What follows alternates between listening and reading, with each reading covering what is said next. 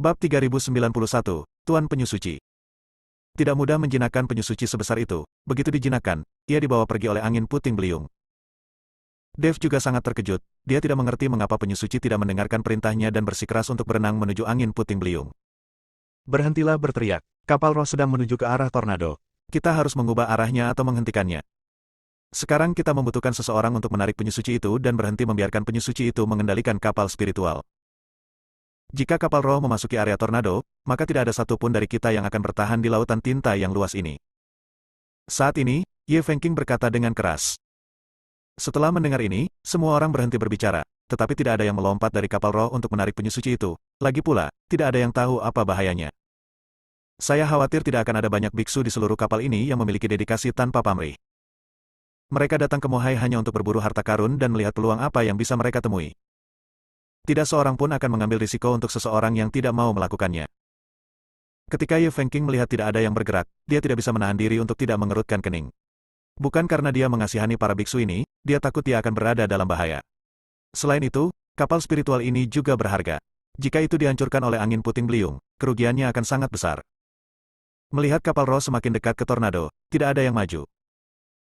Dev melirik ke arah Gao Qilan dan Ji Yun di sampingnya, dan tiba-tiba mengambil langkah ke depan dan berkata, "Aku akan datang. Aku akan menarik kura-kura suci itu pergi. Kalian segera ubah rutenya."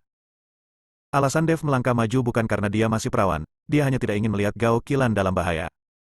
Melihat Dev menonjol, banyak biksu memandangnya dengan kagum. "Bagaimana kamu bisa menarik begitu banyak penyusuci hanya dengan dirimu sendiri?" Melihat Dev berdiri, Ye Fengqing bertanya. "Kamu tidak perlu khawatir, aku punya caraku sendiri." Dev tahu bahwa kekuatan naga sucinya adalah senjata ajaib untuk menahan kura-kura suci ini. Kura-kura suci besar itu sangat keras kepala pada saat itu, tetapi setelah Dev menggunakan kekuatan naga, dia langsung menjadi jujur.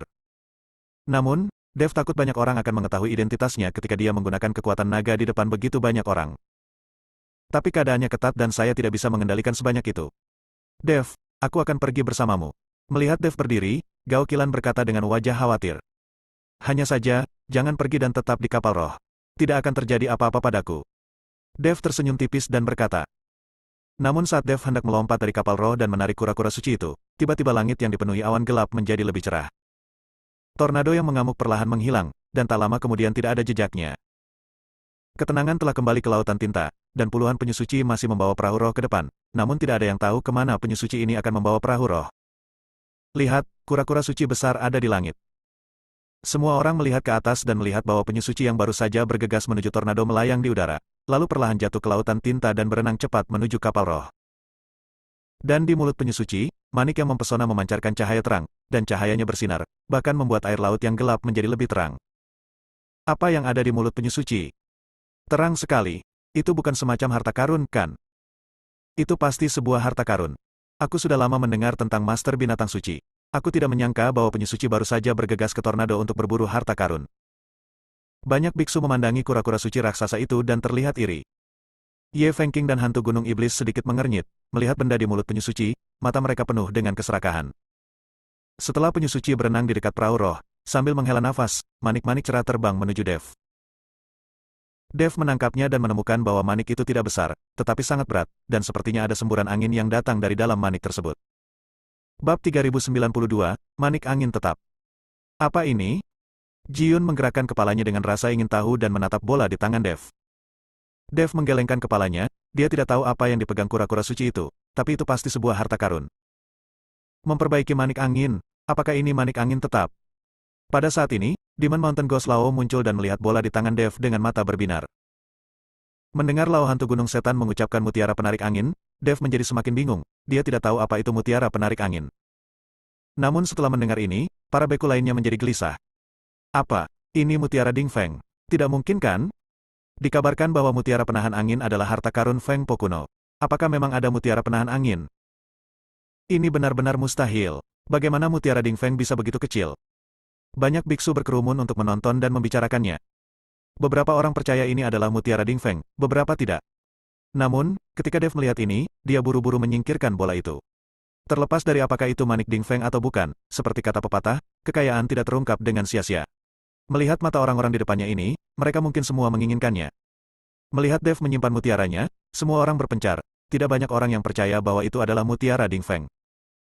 Tetapi tetua hantu gunung iblis maju dan berkata kepada Dev, "Rekan Tao, saya ingin tahu apakah Anda dapat menjual bola itu kepada saya. Anda dapat membayar sebanyak yang Anda suka, atau saya dapat menukarnya dengan barang lain." "Maaf, saya tidak akan menjual atau menukar." Dev menggelengkan kepalanya, lalu dia memimpin Ji Yun dan Gao Qilan untuk melompat ke punggung penyusuci. Melihat Dev hendak pergi, penatua hantu gunung iblis berkata, "Rekan Tao, jika Anda tidak ingin menjual bola ini, saya menyarankan Anda untuk tetap berada di kapal roh, karena ini adalah tempat teraman. Lagi pula, tidak ada paksaan dapat digunakan di kapal roh. Jika tidak, kamu akan menjadi musuh publik semua orang." Setelah mendengar ini, Dev menoleh untuk melihat ke arah tetua hantu gunung iblis, lalu tersenyum dan berkata, "Terima kasih, senior, karena telah mengingatkan saya, tetapi saya merasa hal yang paling berbahaya ada di kapal spiritual ini." Setelah Dev selesai berbicara, dia melompat dan melompat ke punggung kura-kura suci. Namun pada saat ini, gelombang besar tiba-tiba melonjak dari lautan tinta, menghantam kapal roh, diikuti oleh angin kencang. Kapal spiritual yang besar itu seperti perahu kecil saat ini, terus-menerus bergoyang di lautan tinta, seolah-olah akan jatuh ke lautan tinta kapan saja. Pada saat ini, semua biksu di perahu roh panik, dan mereka semua menjadi pucat karena ketakutan. Kemudian Ye Fengqing berteriak dengan keras, "Stabilkan kapal roh, cepat dan stabilkan kapal roh." Lebih dari selusin anggota staf yang mengenakan jubah bagua mulai menggunakan formula sihir dengan putus asa, dan lingkaran sihir di sekitar kapal roh terus berkedip dengan cahaya. Namun meski begitu, kapal roh itu masih bergoyang ke kiri dan ke kanan di tengah badai. Para biksu terus-menerus terguncang dan jatuh ke lautan tinta. Gao Qilan juga mati-matian berpegangan pada pagar kapal roh, tetapi kekuatan badai ini melebihi imajinasi semua orang. Untunglah kapal spiritual ini adalah yang terbesar dan masih dapat bertahan untuk beberapa saat. Jika kapal spiritual yang lebih kecil pasti sudah terbalik atau hancur saat ini. Melihat kapal roh berayun semakin banyak, dan badai di sekitarnya memicu gelombang besar setinggi puluhan meter, semua orang menjadi putus asa.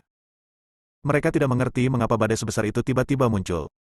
Memperbaiki manik angin, rekan Tao, segera keluarkan manik perbaikan angin. Pada saat ini, hantu gunung iblis tua memandang Dev dan berkata dengan keras. Dev memegang erat Gao Qilan dengan satu tangan, menahan badai. Setelah mendengar apa yang dikatakan hantu gunung iblis, Dev ragu-ragu dan mengeluarkan bola itu.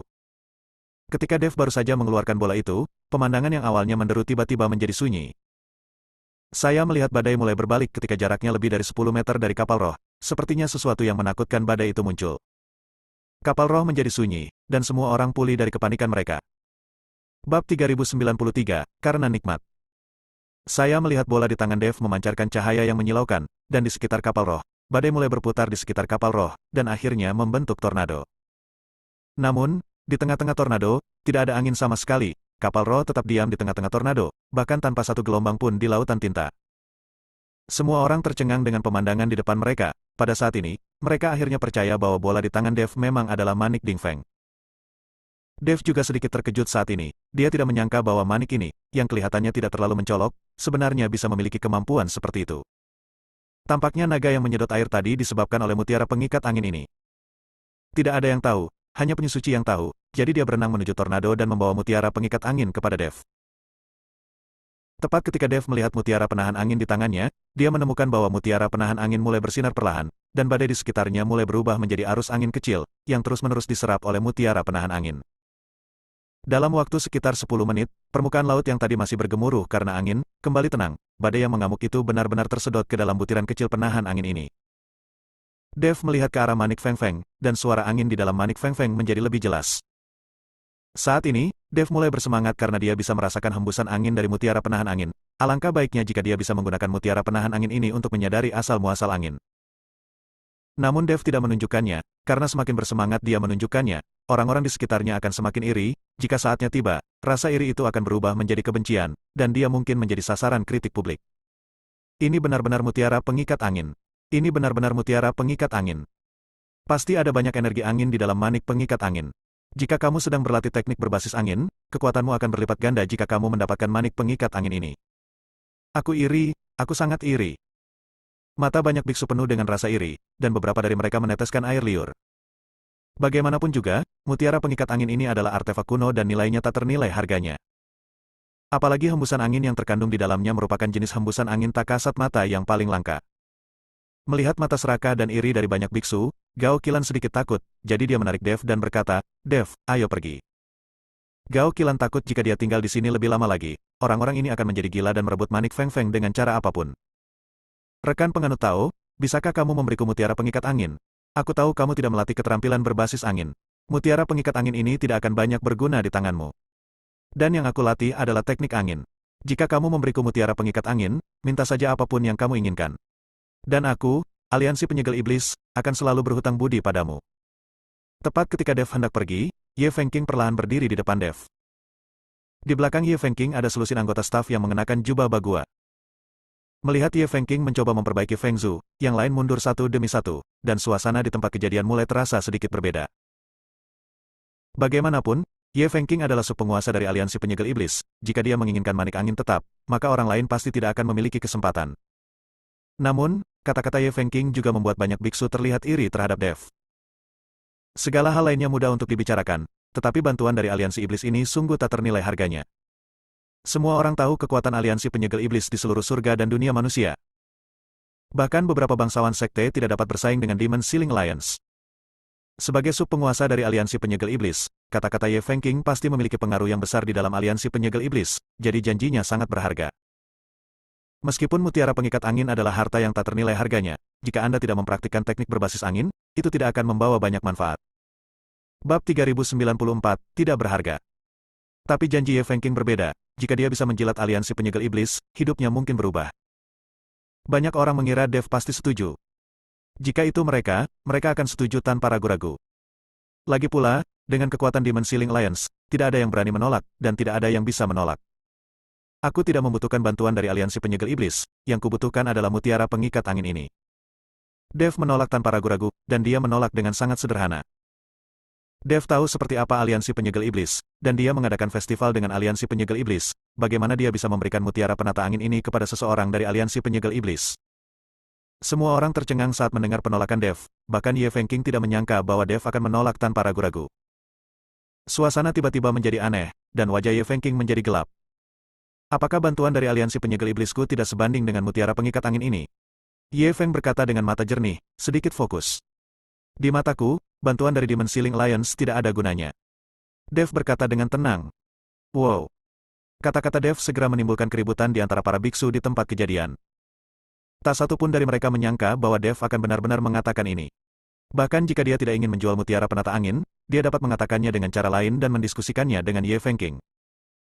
Tapi kata-kata Dev jelas meremehkan Aliansi Penyegel Iblis. Bukankah ini masalah besar bagi penguasa neraka yang mencari kematian? Tidak berguna. Wajah Ye Fengqing suram dan menakutkan, dan aura di tubuhnya langsung meledak. Belum pernah ada yang mengatakan ini sebelumnya, kamu yang pertama. Tapi izinkan aku memberitahumu, tidak ada yang diinginkan oleh Aliansi Penyegel Iblis kita yang tidak bisa kita dapatkan. Apakah kamu mengerti? Jelas sekali Ye Fengqing mengancam Dev. Jika Dev berani mengatakan tidak, dia akan segera mengambil tindakan. Benarkah? Tidak ada yang bisa mengambil apapun dariku yang tidak ingin aku jual. Ekspresi Dev juga menjadi dingin. Melihat Dev bersikap begitu kasar, Ye Fengqing sangat marah. Tapi semua orang mengira Dev gila. Orang ini, biksu tingkat 5 di alam penggabungan, sebenarnya mengikuti alam kesengsaraan untuk menantangnya. Apakah dia bodoh? Menurutku anak sapi yang baru lahir tidak takut pada harimau. Jari kelingking bisa membunuhnya. Itu luar biasa. Ini pertama kalinya aku melihat seseorang dari alam fusion meneriaki seseorang dari alam kesengsaraan. Banyak biksu tidak menyangka bahwa Dev, biksu kecil fusion realm tingkat 5, akan memiliki banyak orang dengan kekuatan lebih tinggi daripada Dev di kapal roh. Bahkan orang-orang ini tidak akan berani mengikuti Ye Fengqing dan mengatakan sesuatu yang besar. Tapi Dev, seorang biksu kecil, mengikuti Ye Fengqing untuk menantangnya, ini jelas mencari kematian. Nak, kamulah orang pertama yang berbicara kepadaku seperti ini. Setelah Ye Fengqing selesai berbicara, dia meraih Dev dengan telapak tangannya. Ketika Dev melihat ini, aura di tubuhnya langsung meledak, siap beraksi kapan saja. Tuan Ye, sebagai pengendali sebenarnya dari kapal roh dan penguasa alam kesengsaraan, tahukah kamu bahwa jika kamu bertindak atas kapal roh ini, kita semua akan menderita? Hantu Gunung Iblis Tua berbicara. Ye Fengqing mengerutkan kening, hantu Gunung Setan Tua, apakah Anda ingin membantunya? Aku tidak membantunya, aku membantu diriku sendiri. Jika kalian memulai perkelahian, kapal roh ini pasti akan menderita. Saat itu, bukankah kita semua akan dikubur bersamanya? Saya harus bertanggung jawab pada diri saya sendiri. Jika ada yang membahayakan saya akan mempersulit mereka juga. Kata hantu Gunung Setan Lao. Kata-kata penatua hantu Gunung Iblis juga bergema di antara banyak biksu. Mereka semua berada di perahu yang sama. Meskipun hidup dan mati Dev tidak menjadi masalah bagi mereka, begitu pertarungan pecah dan perahu spiritual dihancurkan, mereka hanya akan mati di dalam lautan tinta yang luas ini. kamu tidak dapat melakukan apapun di kapal spiritual ini. Jika tidak, kita semua akan dikutuk.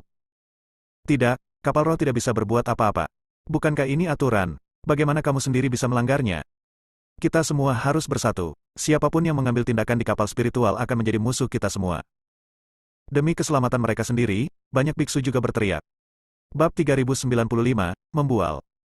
Melihat semua orang dan hantu gunung iblis berada di pihak Dev, mencegahnya mengambil tindakan, wajah Ye Fengqing menjadi sangat jelek. Orang ini, aku hanya perlu menamparnya sampai mati. Di mana pertarungannya? Jika aku membunuhnya, itu seperti menghancurkan seekor semut. Itu tidak akan mempengaruhi kapal roh sama sekali. Ye Fengqing berkata dengan keras. Jika dua orang memiliki kekuatan yang sama, pertarungan akan menyebabkan gunung runtuh dan kapal roh tidak mampu menahannya. Namun, ada kesenjangan kekuatan yang sangat besar antara dia dan Dev, dan tidak ada yang namanya pertarungan. Dia merasa seperti dia telah membunuh Dev, seorang biksu kecil tingkat 5 di alam fusion, hanya dengan satu tamparan. Ketika semua orang mendengar ini, mereka merasa apa yang dikatakan Ye Fengqing masuk akal, jadi mereka menutup mulut. Penguasa Ye benar, orang ini hanya berada di alam fusion tingkat kelima. Belum lagi Kapten Ye, bahkan jika aku mengambil tindakan, aku bisa menamparnya sampai mati. Hal semacam ini tidak akan menimbulkan perkelahian sama sekali, dan kecil kemungkinannya kapal roh akan rusak. Zhou Tai berdiri dan membantu Ye Fengqing berbicara. Dia awalnya tidak puas dengan Dev dan yang lainnya, dan dia dilarang melakukan apapun di kapal roh. Jadi sekarang dia hanya menggunakan tangan Ye Fengqing untuk membunuh Dev sehingga dia bisa melampiaskan amarahnya. Pada saat ini, tidak ada yang menghentikan Ye Fengqing, jadi Ye Fengqing memandang hantu gunung setan tua dan berkata, hantu gunung setan tua, tidak ada yang berbicara sekarang, apakah Anda masih menghentikan saya melakukannya? Sudah kubilang sebelumnya, aku tidak akan membiarkan siapapun mengancam keselamatanku. Tidak peduli kamu membunuhnya atau tidak, kapal roh itu akan rusak. Bahkan jika ada 1 dari 10.000 kemungkinan, aku tidak akan setuju. Kata hantu gunung setan Lao dengan wajah serius.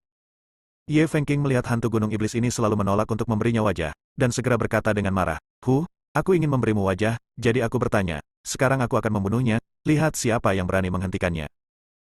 Jika kamu berani mengambil tindakan, maka kapal roh ini akan rusak dan tenggelam, dan kita semua akan mati saat itu. Setelah mengatakan itu, Ye Fengqing sama sekali tidak peduli dengan hantu gunung iblis tua itu, dan menamparkan Dev dengan satu telapak tangan. Dengan telapak tangan ini, Ye Fengqing tidak berani menggunakan seluruh kekuatannya. Lagi pula, tidak perlu menggunakan seluruh kekuatannya untuk membunuh Dev, seorang biksu di alam fusion tingkat kelima. Terlebih lagi, sebagai orang yang berada di alam kesengsaraan, jika dia menggunakan seluruh kekuatannya dan Dev mati, maka kapal roh pasti akan rusak. Dev. Tuan Dev. Ketika Gao Qilan dan Ji Yun melihat ini, mereka ingin segera membantu. Meskipun mereka berdua hanyalah setetes air di masa lalu, dan kekuatan mereka tidak cukup untuk menghadapi alam kesengsaraan, mereka tidak bisa begitu saja menyaksikan Dev terbunuh. Jangan datang ke sini, kamu baru saja mengalami kesengsaraan, kamu tidak bisa membunuhku. Dev tampak percaya diri saat ini. Karena begitu Ye Fengqing mengambil tindakan, dia menemukan bahwa Ye Fengqing tidak dapat mencapai alam kesengsaraan tingkat kedua. Meskipun kekuatan Dev saat ini tidak dapat mengalahkan Ye Fengqing, tidak mudah bagi Ye Fengqing untuk membunuhnya. Terlebih lagi, Ye Fengqing meremehkan Dev dan tidak menggunakan seluruh kekuatannya, jadi tidak mungkin membunuh Dev dengan telapak tangan ini. Ketika semua orang mendengar bahwa Dev, seorang biksu kelas 5 di alam penggabungan, bahkan memandang rendah alam kesengsaraan, mereka semua meliriknya dengan pandangan menghina. HMPH, kamu masih membual ketika kamu...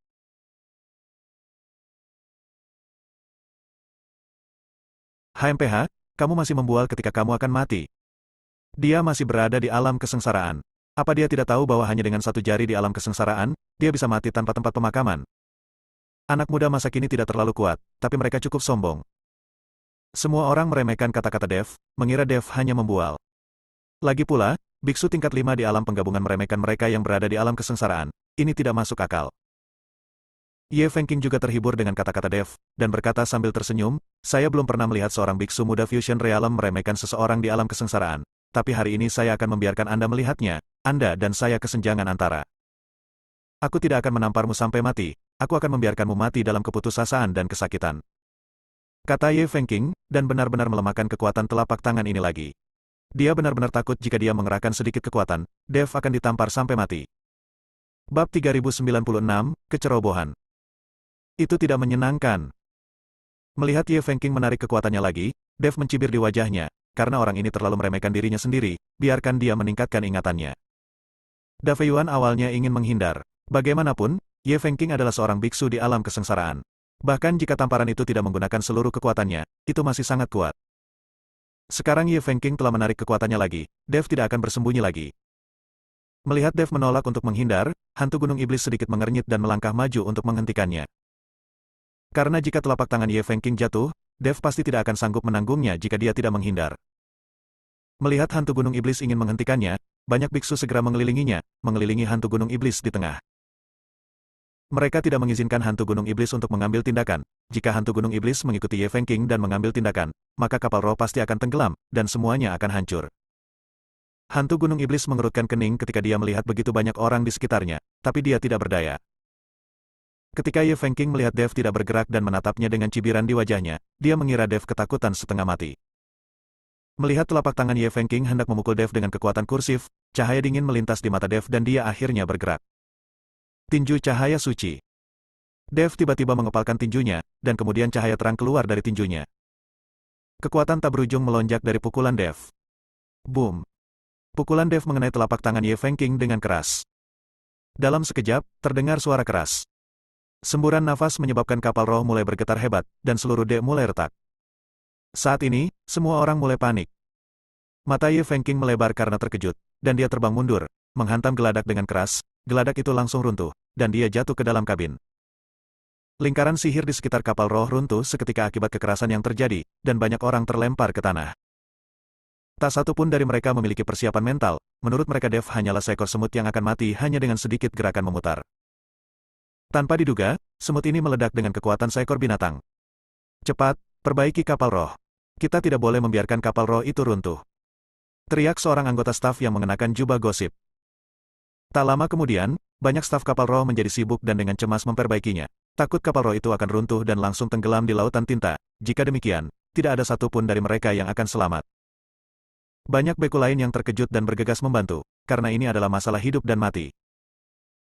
Seluruh kapal roh berada dalam kekacauan, kecuali Dev yang terlihat tenang bagaimanapun. Dia membawa penyusuci bersamanya, jadi meskipun kapal roh itu tenggelam, itu tidak ada hubungannya dengan dia. Hantu gunung setan Lao menatap Dev dengan tatapan kosong kali ini, matanya penuh dengan keterkejutan. Yang mengejutkannya bukanlah Dev bisa menjatuhkan Ye Fengqing, dia terkejut bagaimana Dev mengetahui tinju cahaya suci. Nona Gao, Ji Yun, ayo pergi. Dev melihat ke arah perahu roh yang berantakan dan memutuskan untuk membawanya pergi dengan penyusuci. Alasan mengapa dia mengambil tindakan sekarang adalah karena kecerobohan Ye Fengqing, bukan karena dia benar-benar memiliki kekuatan untuk mengalahkan Ye Fengqing. Sekarang, saat kapal roh berada dalam kekacauan, mereka harus pergi secepat mungkin. Jika Ye Feng benar-benar bertekad untuk mempertaruhkan nyawanya dan menyerahkan kapal roh, tidak ada yang bisa dilakukan Dev. Tunggu sebentar. Sambil bergoyang, orang tua hantu gunung iblis menghalangi jalan Dev. Apa yang ingin kamu lakukan? Kata Ji Yun dengan ekspresi waspada. Dev melambaikan tangannya untuk membungkam Ji Yun, lalu memandang orang tua hantu gunung iblis. Senior, saya bertanya-tanya mengapa Anda menghentikan kami. Jika kalian ingin menunggangi penyusuci bersama-sama, mohon, penyusuci saya pasti bisa menunggangi kita semua. Dev baru saja melihat Demon Mountain Ghost Lao membantunya, dan menurut pendapat Dev, Demon Mountain Ghost Lao tidak seganas yang dikatakan legenda. Bab 3097, Anda tidak bisa memalsukannya. Aku tidak ingin menunggangi kura-kura sucimu. Aku bisa menjinakkan kura-kura suci jika perlu. Hantu gunung setan tua menggelengkan kepalanya. Dev benar ketika dia memikirkannya. Penatua hantu gunung iblis sangat kuat. Dia menjinakkan kura-kura suci tetapi membiarkannya pergi. Jika kapal roh benar-benar tenggelam, dia bisa menjinakkan kura-kura suci lagi. Lalu mengapa senior menghentikan kita? Dev bertanya dengan bingung. Aku ingin tahu, dari siapa kamu mempelajari Holy Light Fish? Hantu gunung setan bertanya dengan wajah serius. Ikuti apa yang dipelajari orang tua, jawab Dev. Namun, dia tidak memberitahu Feng Mo secara langsung. Bagaimanapun, banyak orang di seluruh surga dan dunia manusia membenci iblis. Jika Dev dengan gegabah mengatakan bahwa dia berlatih dengan iblis, dia akan takut menyebabkan kesalahpahaman yang tidak perlu. Orang tua mana yang kamu ikuti? Hantu gunung setan bertanya. Ini, Dev ragu-ragu. Mengapa kamu bertanya begitu banyak tentang hal itu? Dari siapa kamu mempelajarinya? Apakah aku harus memberitahumu? Gao Qilan sedikit tidak senang jelas sekali bahwa Dev tidak ingin mengatakan apapun, tapi iblis tua itu terus bertanya. Hantu gunung iblis Lao mengabaikan Gao Qilan, tapi melihat ke arah Dev dan berkata, tinju cahaya sucimu sangat murni dan kuat. Ini jelas merupakan keturunan langsung dari silsilah Feng Mo. Tapi sejauh yang saya tahu, setelah perang antara dewa dan iblis, Feng Demon dihancurkan dan silsilah Feng Demon hancur. Saat ini, tidak ada yang tahu tinju cahaya suci murni ini. Setelah mendengar apa yang dikatakan hantu gunung setan tua, Dev merenung sejenak dan berkata, sejujurnya, tinju cahaya suci saya diajarkan kepada saya secara pribadi oleh senior Feng Mo. Ketika hantu gunung iblis mendengar ini, dia langsung terkejut. Tidak mungkin, sama sekali tidak mungkin, leluhur setan angin. Tepat ketika dia mengatakan ini, hantu gunung setan laut tiba-tiba menutup mulutnya, seolah dia menyadari bahwa dia telah mengatakan hal yang salah. Dev dengan tajam menangkap kata-kata dari tetua hantu gunung iblis, dan langsung mengerutkan kening dan berkata, leluhur Feng Mo. Apakah Anda seorang kultivator iblis, dari garis keturunan Feng Mo? Melihat hal ini, Demon Mountain Ghost Lao hanya bisa menganggukkan kepalanya. Ya, saya memang seorang kultivator iblis, termasuk dalam silsilah iblis angin. Untuk bertahan hidup, saya telah melatih keterampilan lengkap, sehingga aura di tubuh saya bisa selamanya berubah. Ini juga untuk jangan biarkan siapapun mengetahui identitasku sebagai iblis. Tetapi karena ini, kekuatanku tidak meningkat sama sekali selama ratusan tahun. Aku telah menjaga Gunung Tianmo, berharap suatu hari nanti aku bisa memperbaiki nama silsilah iblis anginku. Nenek moyang iblis angin telah mati selama ribuan tahun. Bahkan murid dan cucu yang pernah bertemu dengannya sekarang telah meninggal dan terluka. Bagaimana dia bisa secara pribadi mengajarimu tinju cahaya suci? Hantu gunung setan Lao tidak mempercayai apa yang dikatakan Dev. Lagi pula, itu terlalu keterlaluan. Feng Mo senior belum mati.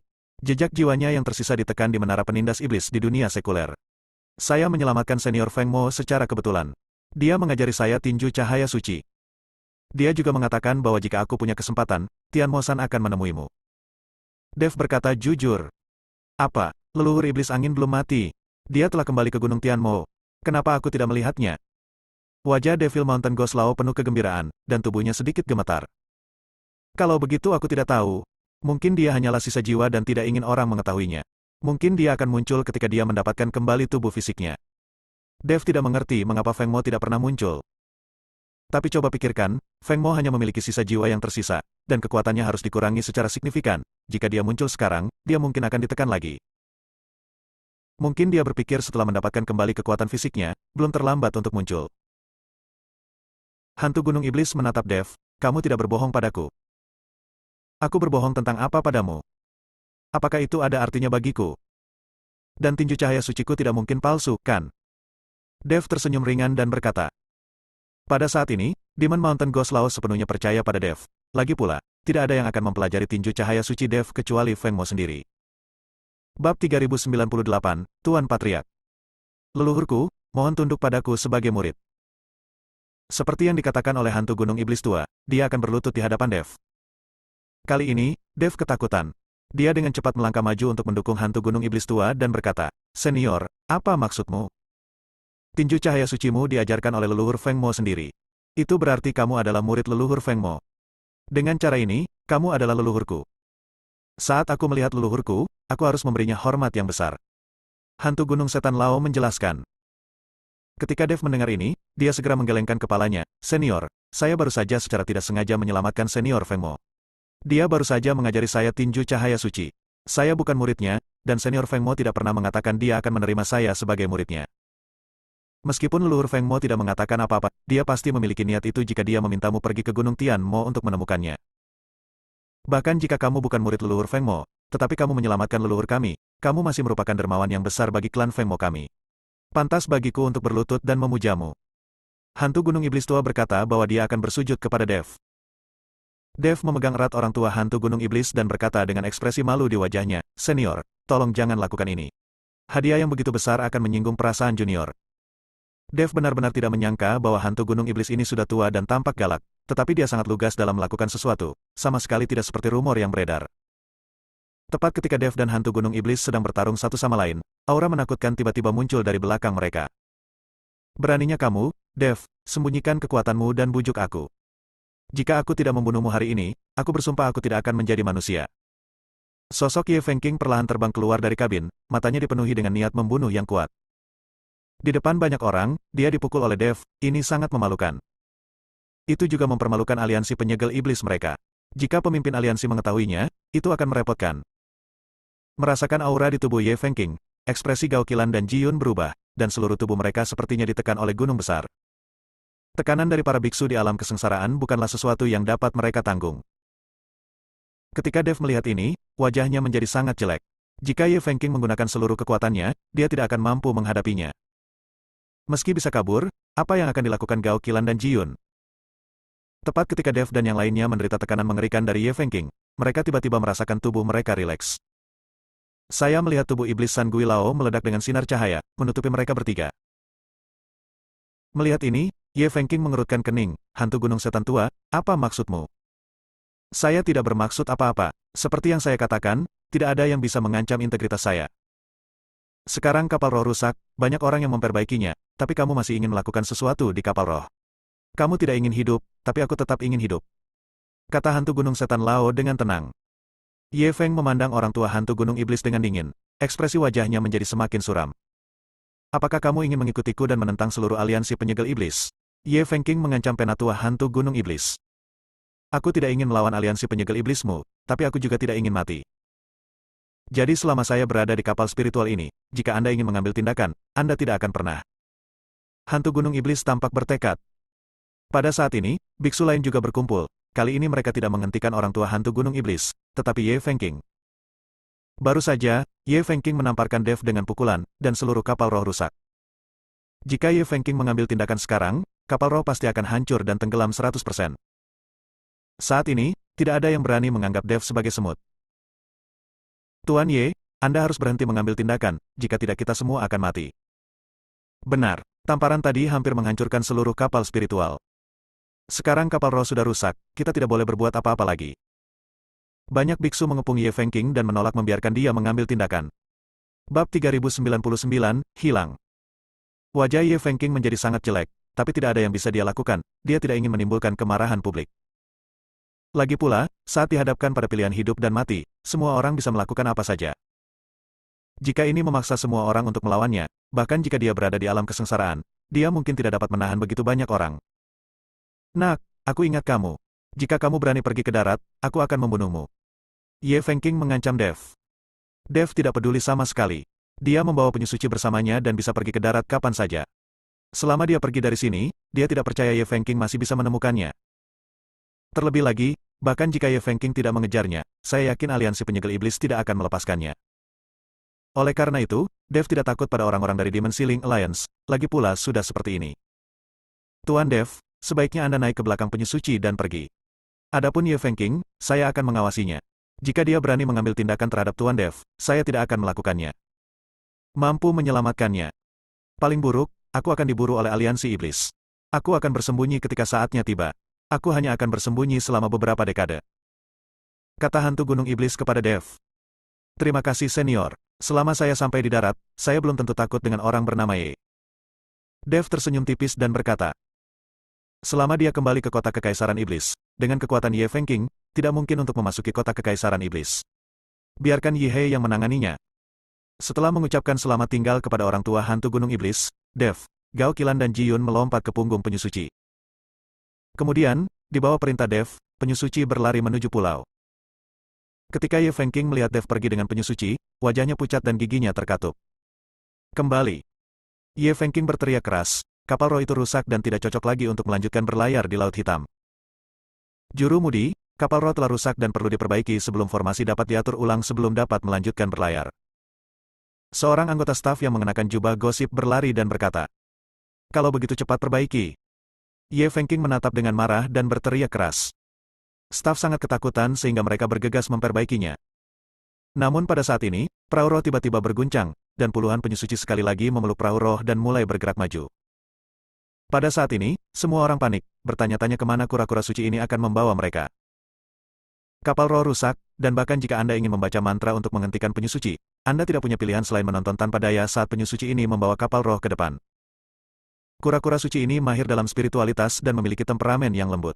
Mereka tidak pernah aktif menyerang manusia, jadi mereka belum tentu dalam bahaya saat membawa perahu roh ke depan. Mungkin kura-kura suci ini tahu di mana terdapat banyak harta karun dan membawa kita memburunya. Kata hantu gunung setan Lao.